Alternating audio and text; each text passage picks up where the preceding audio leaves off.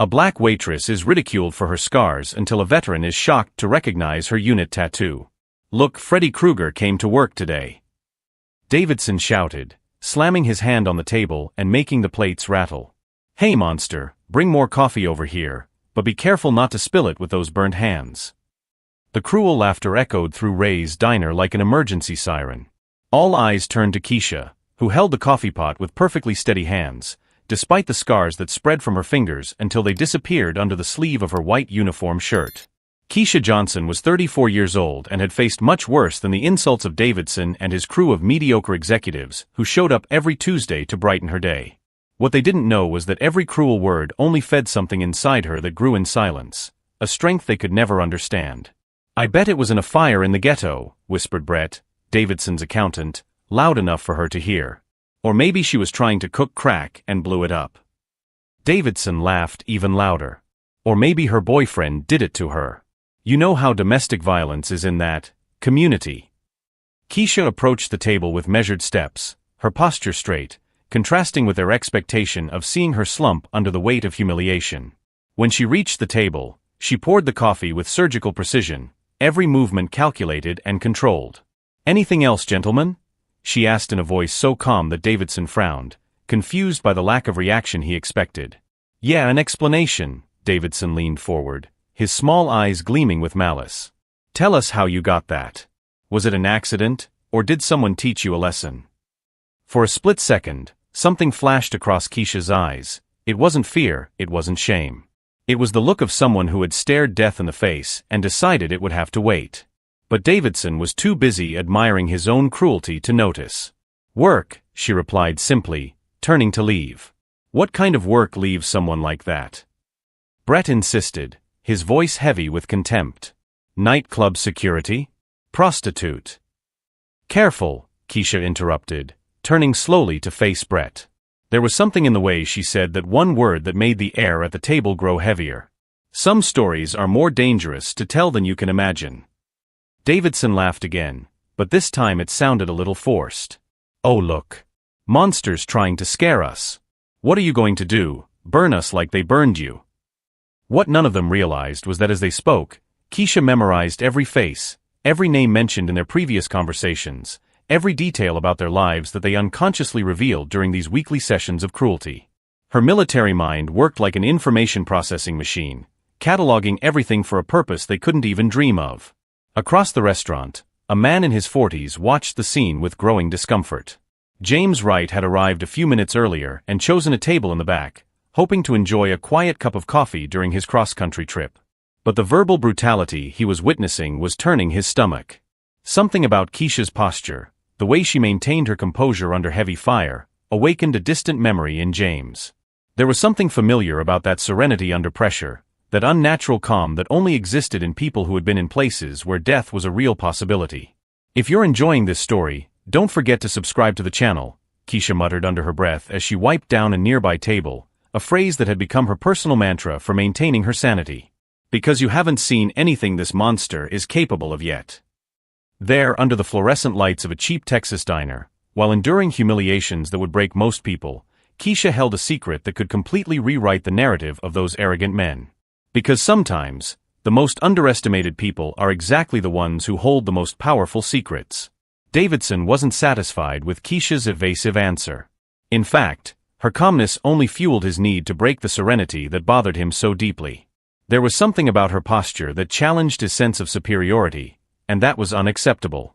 "Work," Davidson repeated, his voice dripping with sarcasm. "What kind of work, sweetheart? Because from what I see here, you serve coffee and clean tables. Not exactly high-risk professions." Brett laughed, encouraged by his boss's persistence. Maybe she worked at a barbecue joint and got burned. Or in a dry cleaners with chemicals. You know, jobs for people like her. Keisha stopped cleaning the table next to them, her movements becoming more deliberate. When she turned to face them again, James Wright noticed something the others couldn't see, a subtle shift in the way she distributed her body weight, as if she were preparing for something. "People like me?" Keisha asked, her voice maintaining the same calm tone, but with a new layer of something that made Davidson hesitate for a second. "You know," Davidson recovered quickly, People who work with their hands. Manual labor. Nothing that requires too much brain power. It was at that moment that James noticed the detail that made his heart race. When Keisha leaned forward slightly to pick up a fallen napkin, the sleeve of her shirt rode up a few inches, revealing not only the scars that ran down her arm, but also the faded edge of a tattoo. It was only a few partial letters, but to someone who had served in the army, those marks were unmistakable. Interesting, Keisha muttered, more to herself than to Davidson. Manual labor. That's an interesting way to describe carrying wounded soldiers 3 miles under enemy fire. Davidson blinked, confused. What did you say? Nothing, Keisha replied, returning to her neutral tone. Never mind. Do you want the bill, or are you going to stand here all day making comments about my appearance? The sudden change in tone caught Davidson off guard, but it also angered him even more. He wasn't used to being dismissed, especially by someone he considered to be below him in the social hierarchy. Listen here, you little prick, Davidson rose from his chair, his voice rising. You're going to show us the respect we deserve. We're paying customers, and you're just A what? Keisha interrupted, turning to face him completely. For the first time since they had arrived, she made direct eye contact with Davidson, and something in her gaze made him take an involuntary step back. James Wright watched the scene with growing tension. There was something about the way Keisha stood, the way she held her hands open at her sides, that brought back memories of military training. She wasn't just defending her dignity, she was assessing threats and calculating responses. An employee, Davidson finished, trying to regain his bravado. And employees should know their place. My place, Keisha repeated slowly, as if savoring the words. You're right. I should know my place. The problem is, you have no idea what my real place is. The tension in the restaurant was palpable now. Other customers had stopped eating, some discreetly reaching for their phones, others simply watching the confrontation unfold. The restaurant manager, Tony, emerged from the kitchen with a worried expression, but stopped when he saw Keisha's stance. Tony had known Keisha for 2 years and had never seen her like this. Always calm, always professional, always swallowing insults with a dignity he secretly admired. But now there was something different in the air, as if a storm was brewing right before his eyes. You know what, Davidson continued, clearly drunk on his own power, I bet you didn't even finish high school. I bet those scars are from some street fight or something. People like you always get into trouble. That's when something changed in Keisha's eyes.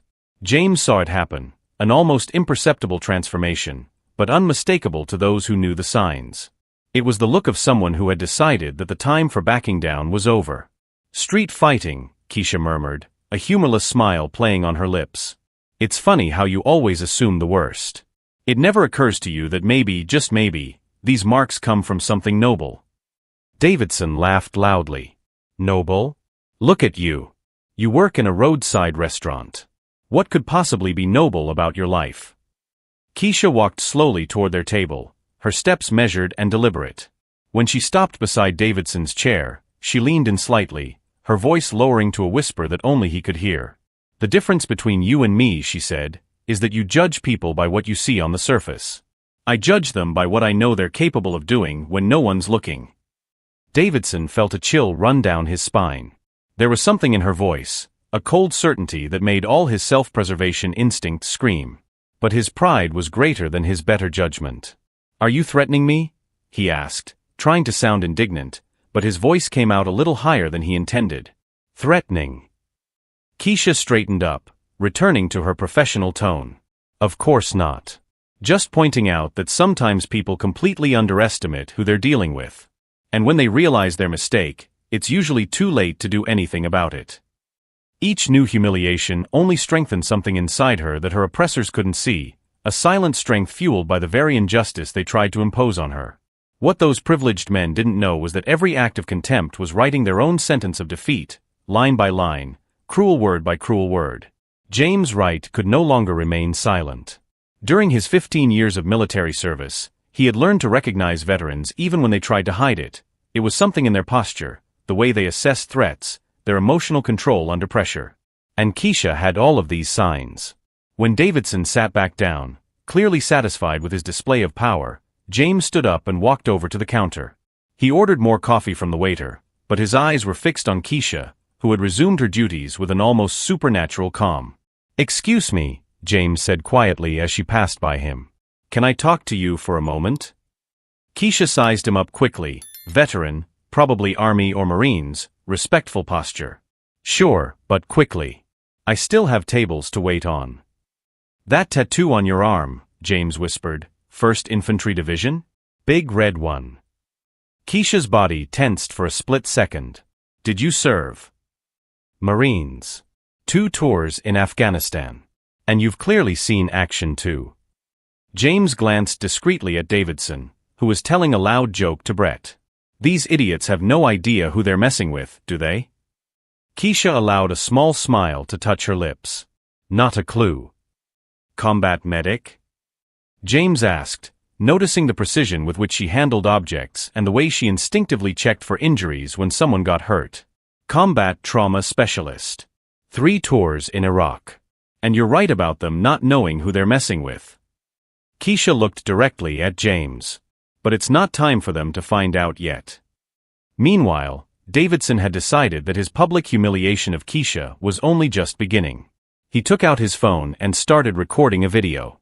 "Everyone," he said loudly enough for the entire restaurant to hear, "I want you to see this. This is Monster who serves us coffee here. Just look at that burned face." Keisha slowly turned around, her eyes meeting the camera on the phone. But instead of the embarrassment Davidson expected, she just smiled, a cold smile that made James shiver, because he recognized that expression. It was the smile of someone who had decided that the time for retaliation had come. "Keep recording," she said calmly. "I'm sure you'll want to save this for posterity." Davidson laughed, misreading her calmness. "See? She even likes the attention. I bet she's used to being filmed. She probably has an OnlyFans account for people with a deformity fetish." That's when James saw something that confirmed all his suspicions. For just a second, Keisha sized Davidson up with the look of a soldier calculating trajectories and points of impact. It wasn't anger, it was pure tactical analysis. "You know," Keisha said, walking over to Davidson's desk, "you're right about me being used to being filmed. I actually have quite a bit of experience with cameras."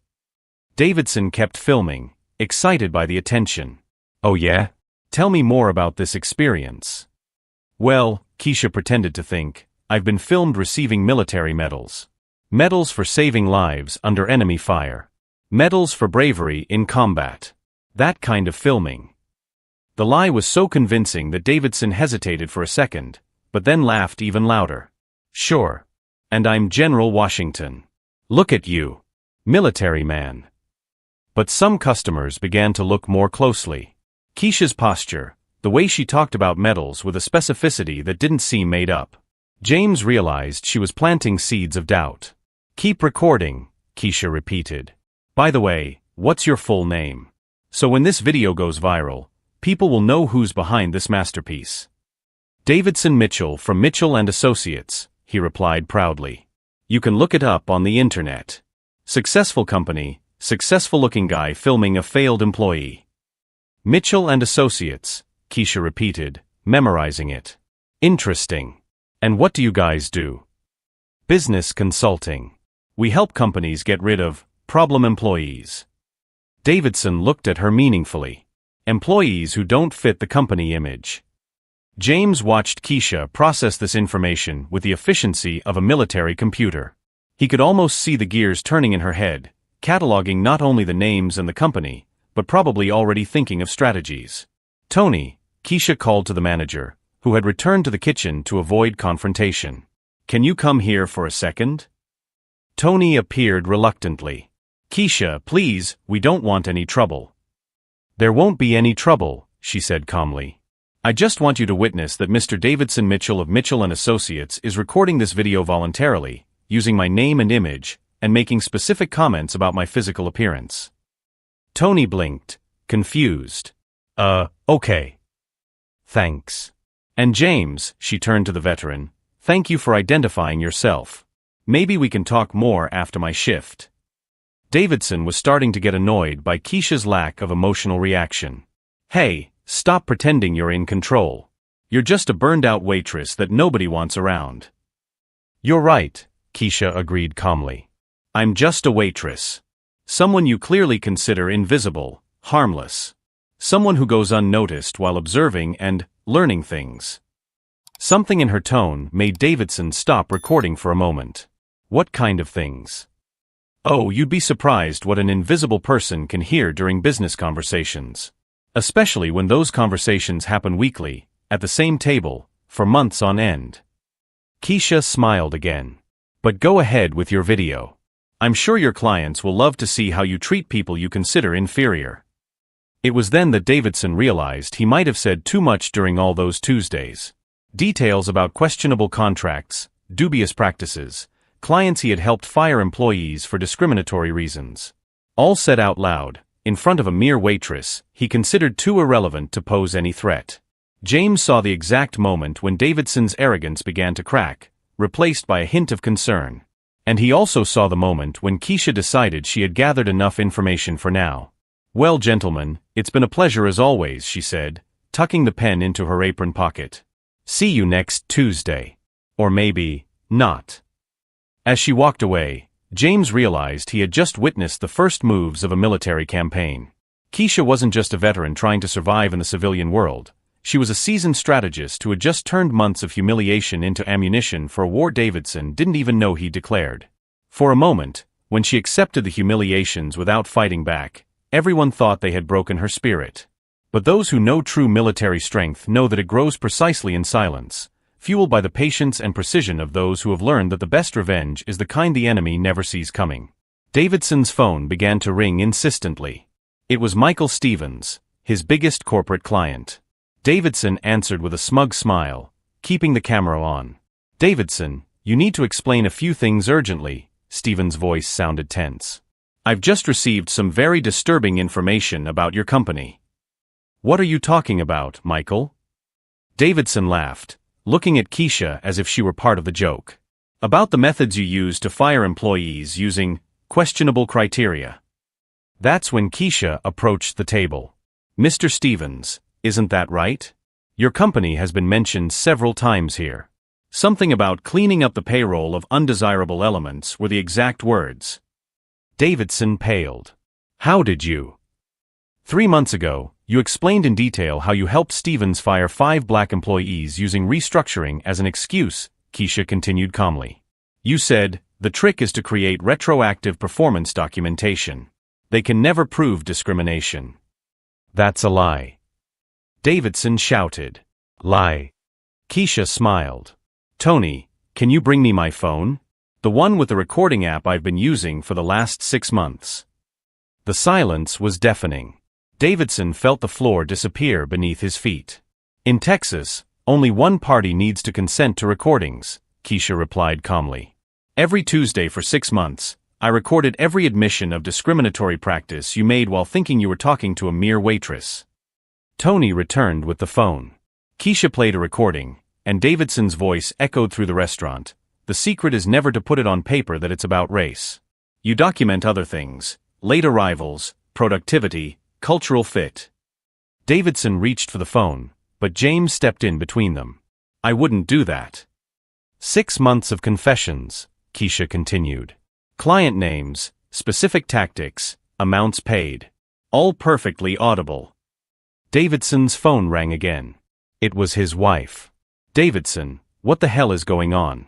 My sister just sent me a video on Instagram where you're humiliating a war veteran. Keisha raised an eyebrow. Oh yeah, I forgot to mention. I posted that video you recorded on your own social media. With some details about my military background that you never bothered to find out. Davidson opened Instagram with trembling hands. The video already had thousands of views. The description read, Mitchell and Associates CEO humiliates decorated war veteran.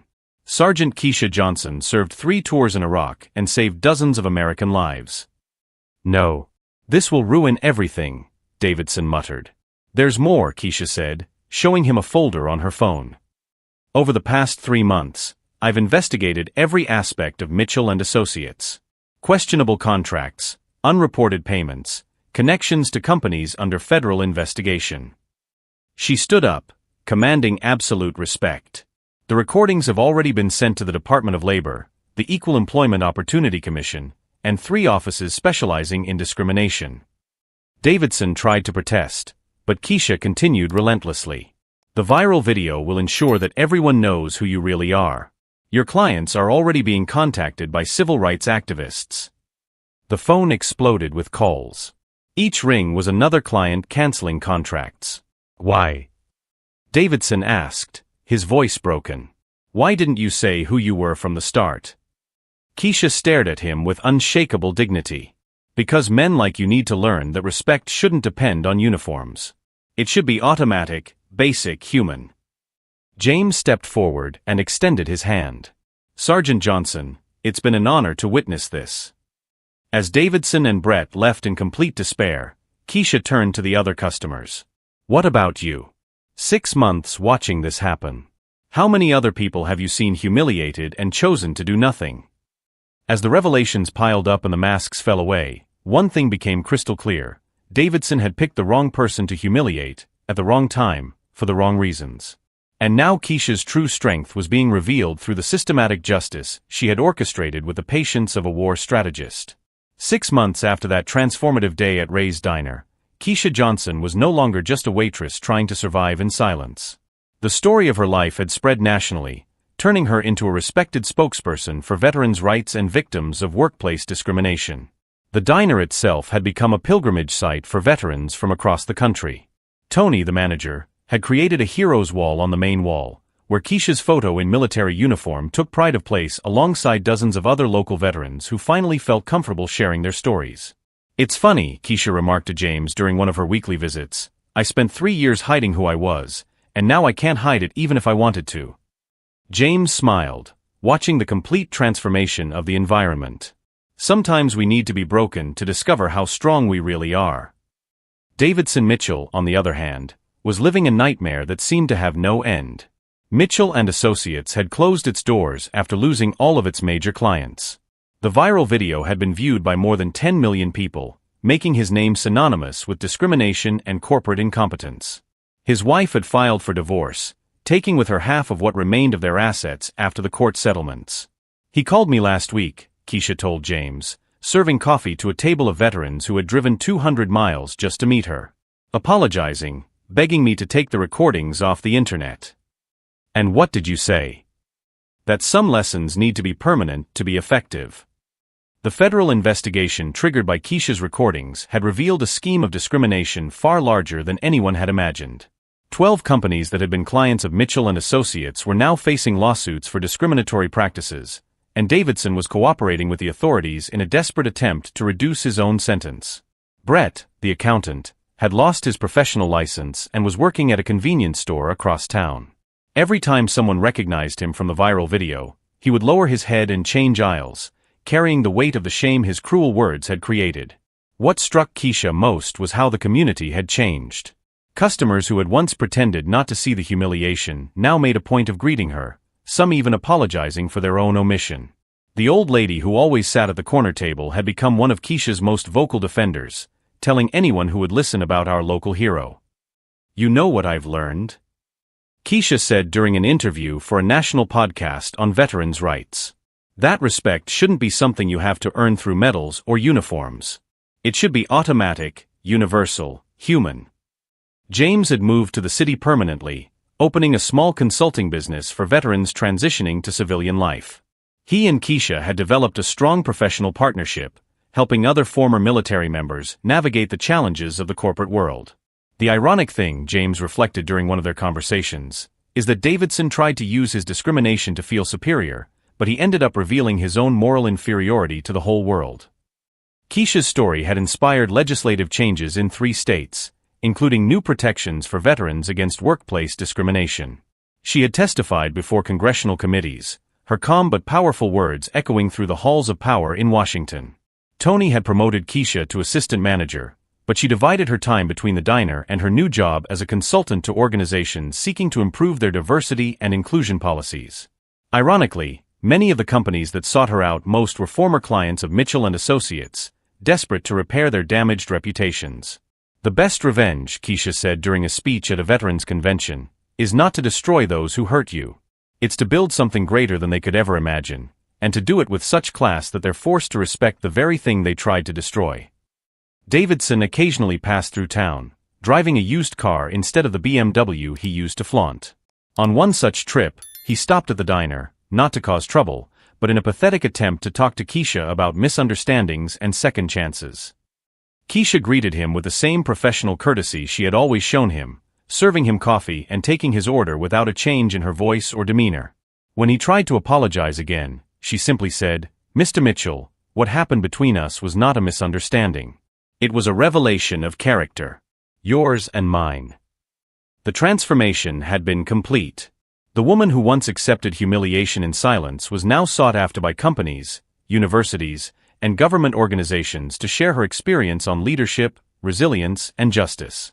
Her scars, once a source of shame and ridicule, had become symbols of courage and sacrifice that inspired thousands. "If this story of transformation and justice has touched your heart," Keisha said during her most recent television interview, "remember that we all have the power to choose how we respond to injustice. We can bow down to it, or we can use our inner strength to rewrite our own narrative."